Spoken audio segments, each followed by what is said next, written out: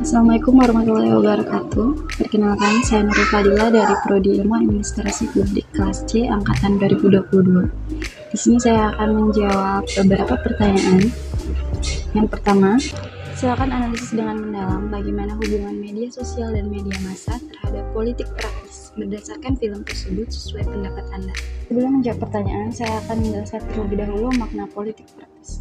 Politik praktis adalah suatu kegiatan dan aktivitas atau gerakan dari satu orang atau sekelompok orang yang dapat mempengaruhi pandangan, pendapat masyarakat tentang suatu keputusan atau kebijakan pemerintah, atau bahkan dapat pula merubah keputusan pemerintah.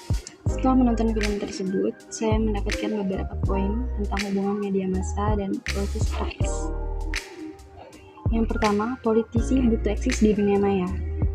Yang kedua, medsos atau media massa sebagai wadah agar politisi mendapat banyak perhatian. Yang ketiga, banyaknya dukungan yang diberikan masyarakat lewat media sosial disebabkan karena meningkatnya percepatan arus komunikasi dan informasi pada era saat itu. Yang ketiga, isu-isu yang muncul dapat menjadi berita yang menguntungkan bagi para jurnalis, wartawan, maupun presenter. Terkadang dapat juga merugikan dan menyulitkan politisi dari adanya berita hoax yang beredar yang tidak diketahui sumbernya. Yang kelima, isu-isu yang tidak berdasar itu dapat menyebabkan perseteruan atau kesalahpahaman. Yang keenam, pencitraan politik lewat jejaring sosial sangat mudah dilakukan. Hanya perlu meng-hypekan berita, contoh di laman Twitter, sesuai dengan video tersebut, cukup dengan menaikkan hashtag dan menuliskan dukungan-dukungan sebanyak-banyaknya kepada politisi yang dituju.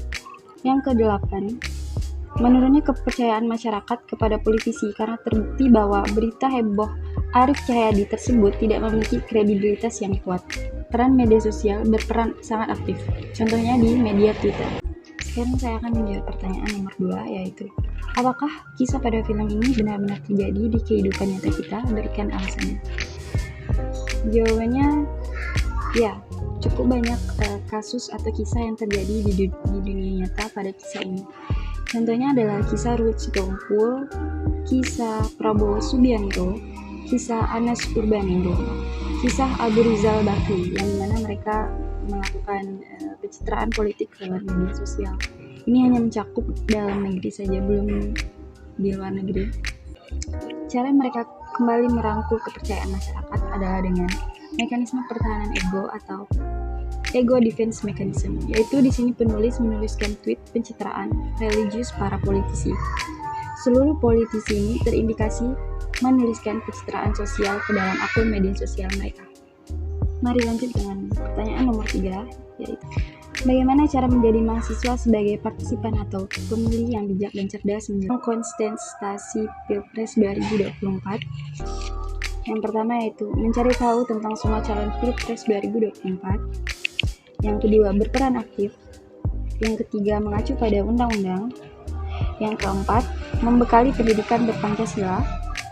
Yang kelima, dapat membedakan mana berita hoax dan yang benar dengan terus update berita.